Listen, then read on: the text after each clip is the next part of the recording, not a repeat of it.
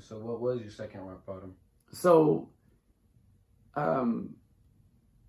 7 years of being relapsed. I'm begging God. I'm trying to stop. Nothing's changing.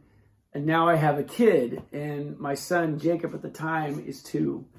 And I had already, like I said, I'm 7 years of being relapsed. My marriage is struggling, but now we have a child, and my wife essentially at the end of this 7 years of trying to codependently, protect me from people knowing or protecting others from knowing, had enough because now we have a child. And she said, she gave me the ultimatum: if you don't change, I'm taking your son and I'm leaving. And so instead of changing, I went on a huge binge.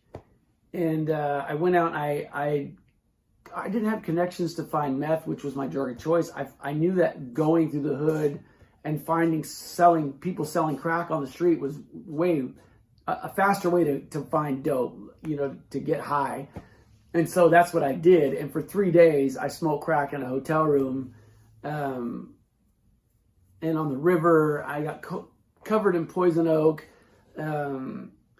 People were looking for me all over the place. Like, my friends and family, I wasn't coming home. Gosh, I finally was caught, so to speak. I had a friend of mine who I tried to call and get some money from. I'd been out for so long, I was running out of money, and they said, yeah, come over, we'll give you some money. And I was really high and drunk. And what was interesting is that they called my wife while they're on the phone with me. I don't know this, of course. And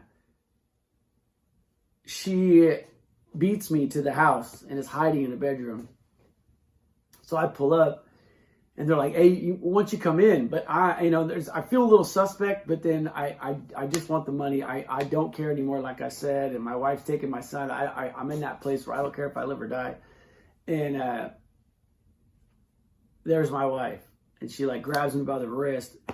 Well, I started to overdose, which is crazy to think. She had to take me to the hospital, and so I'm in the hospital, and they've got they're